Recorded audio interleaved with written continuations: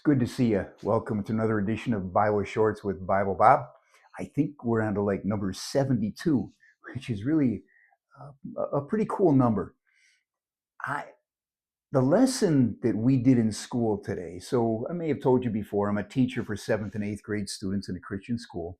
I teach debate, public speaking, and creative thinking, I call it.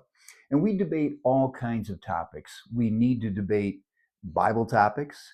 We need to debate apologetics, supposedly. We learn apologetics, is a better way to put it. We teach them public speaking and how to stand up and boldly speak for what they believe in. And we also debate civics. We debate common and current events in the world that are happening now. Because a lot of times we don't want to have kids have us bury our heads in the sands when kids get questions. And they do have a lot of questions. But I have my lesson planned for today, and the lesson is called Cultivating Curious Minds.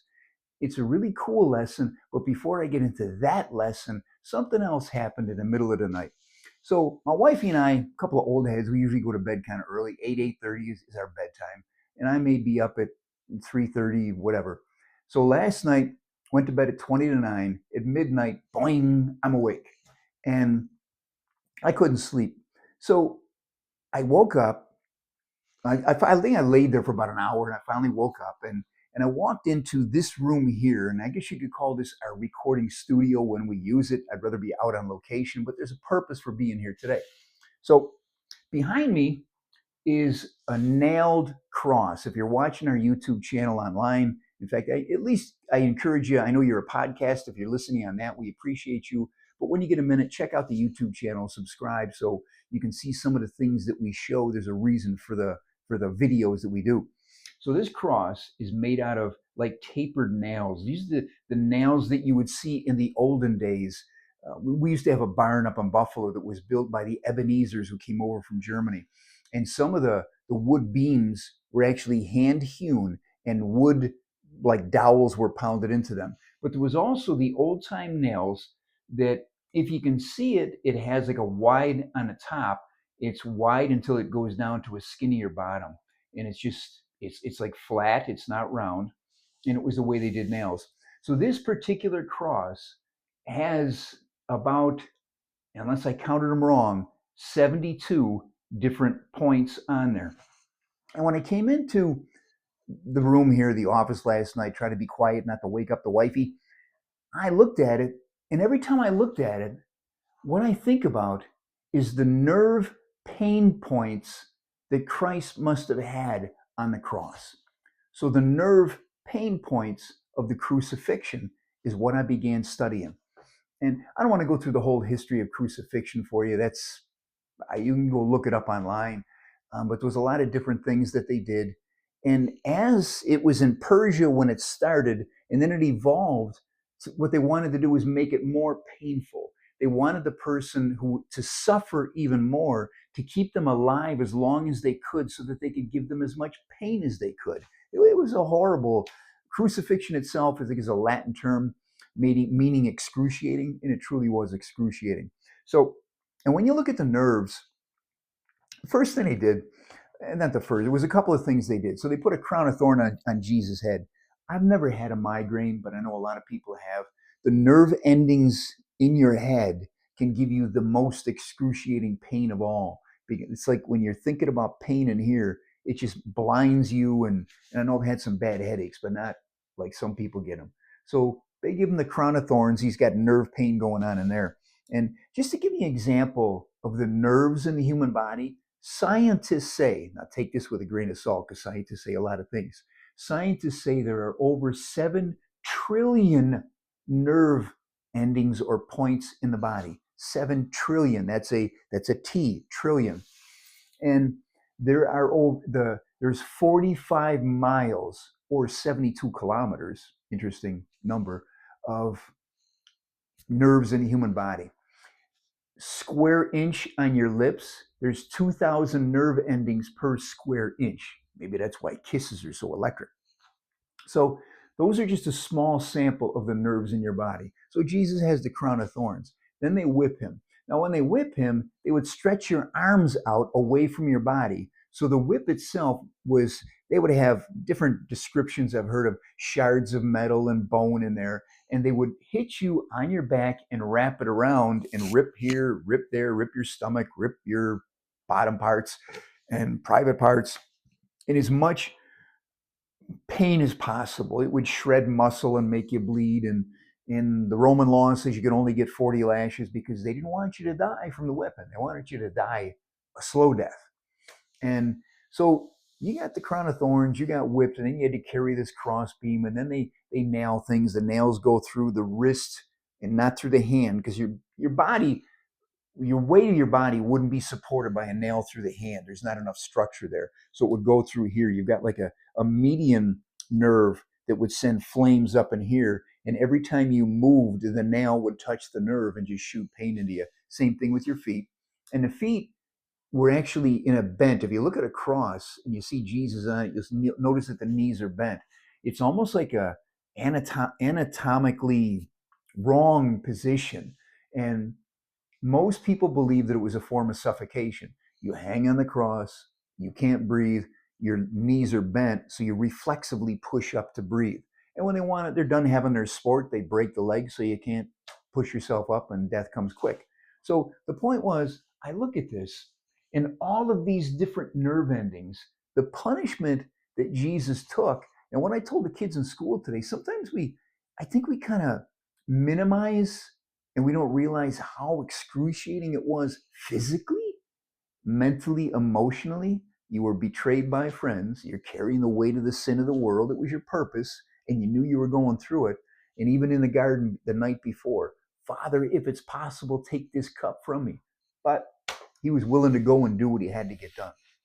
So now, if the backdrop of that, if God would send his own son to go through that excruciating pain, is it really that hard for us to share the word of Christ so that other people might know that kind of love?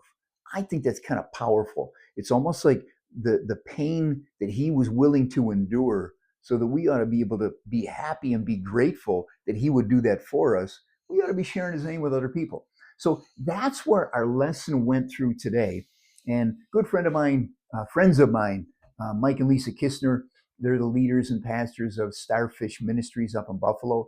And I was kind of surprised. I asked the 7th and 8th grade today if you've heard the Starfish story. And they said they hadn't. Well, the Starfish story was originally written by, let me give you his name here if I can see it in the small print. It looks like, it'll be in my notes. It's Lauren Easley, something like that. Anyway, I want to give you the short version of the story. So the story is, there's a little girl on a beach, thousands of starfish are stranded. She's picking them up one at a time, throws them back in the ocean. A man comes along and says, "Hey, little girl, what are you doing?" "Well, I'm throwing starfish in the ocean." He says, "You're wasting your time. You're not making a difference." All of a sudden, the girl gets a sad face because having an adult give you bad news, it's not very nice. But then she brightens up. She picks up another starfish. She goes, "But I'm making a difference for this one," and throws it in the ocean. And with that, the guy starts picking up starfish and they both throw them in, making a difference for that one. So that's the Starfish Ministries. Mike and Lisa and their church are making a difference for one person at a time up in Buffalo. And a lot of people have been um, just receive the good news of Christ through that. So Mike is going to be doing a survey to be able to go out into the streets and be able to help people. It's like, well, here's a short survey just to start a conversation. And they're actually pretty cool. They're going to say, "Hey, here's $5 or something. Take this survey because your time is valuable." So today, the lesson for the kids, the students, was to come up with some questions. But here was the lead-in, though. In John chapter 8, verses 6 through 10. Well, let me read it to you so I get it right. So this is really cool. So they were only testing Jesus. They hoped to trap him. So what it was, there was a woman caught in adultery, probably cheating on her husband. That's the only way she's going to be doing adultery, right? So she's doing adultery. She's caught in adultery. And they come to Jesus. They say, "Hey, the law of Moses says we're supposed to stone her. What do you think?" They're trying to test him is what they're doing, trying to set him up and trap him. So that's where the story begins. So you got a bunch of Pharisees and Jesus there with the woman. And They were only testing Jesus because they hoped to trap him with his own words and accuse him of breaking the laws of Moses. But Jesus didn't answer them. Instead, he simply bent down and wrote in the dust with his finger. Angry, they kept insisting he answer their questions. So Jesus stood up, looked at them, and said, "Let's have the man who has never had a sinful desire throw the first stone." And then he bent over again and wrote some more words in the dust. Upon hearing that, her accusers slowly left the crowd one at a time, beginning with the oldest to the youngest, with a convicted conscience, until finally Jesus was left alone with the woman still standing there in front of him. So he stood up, he looked at her and said, "Dear woman, where are your accusers? Is there no one to condemn you?" That's from the Passion Translation. Now, scholars have debated for years, what did Jesus write in the dirt? But the point was, they asked him a question and he answered with an action. And then after the action, he gave his answer. So the answer was accompanied by action. And you might think that maybe in the dirt he was writing what their sins were. But it's interesting that they left and there was an orderliness to that. So questions are valuable, answers are important, actions are profitable. How can you ask somebody a question and hopefully get a profitable answer somewhere down the road? So the students were instructed to come up with questions that you might put on a survey to go out into the streets and ask people. And there was a couple of samples there. It's just to give you an indication of what I'm talking about. So one possible question might be, have you noticed that despite the best efforts of mankind, there's still so much brokenness in the world? No matter what man tries to do, there is still brokenness. Question number two, do you feel the world would be better by if most people followed all the 10 commandments found in the Bible? I kind of think it's a no-brainer. Whether you're into religion or not, whether you have a faith or not, following the 10 commandments would solve an awful lot of problems. And the third question here, given all the available historical information, do you believe that Jesus Christ actually existed?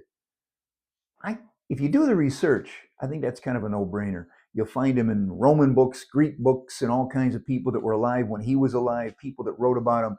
So I think there's enough information that would say he was a real live person. So their assignment today was to come up with some questions, and I don't have them yet to share with you because what our students do, they get on a laptop, they type them out, and then they send it to me on email. So I'm still waiting for some of those. But a question that you might ask somebody, how about you? Did you grow up with any religion at all in your life? It's an inobtrusive question, and I love those questions because I love talking about religion.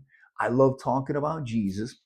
And two of the And when I said to them, you need to make sure that you don't judge people. I don't care if they're a Satanist. I don't care if they're a Buddhist or somebody else that is different from your religion as a Christian. You love everybody the way they are. You love everybody and pray that they will know the love that you have inside you. So that was a great lesson we had in school today. I look forward to reading all their answers, and they were engaged. They were engaged. I think if you truly know the love of Christ, you're going to want to share the love of Christ. I kind of think that's a no-brainer. You're going to be so grateful. You're going to want to tell other people why you're grateful and give God the glory. So that's all we got for today. This is Biblebob in the studio with a cross behind us, 72 points, and that's a lot of pain points in a cross. So with that, I hope you go and spread some joy, spread some gratitude. Go tell somebody about Jesus. Tell them why he loves you, why he died for you. And if you have a question, send me questions. I love questions. All right. Thanks for your time. Go do something nice for somebody. Jesus loves you, and so do we. See ya.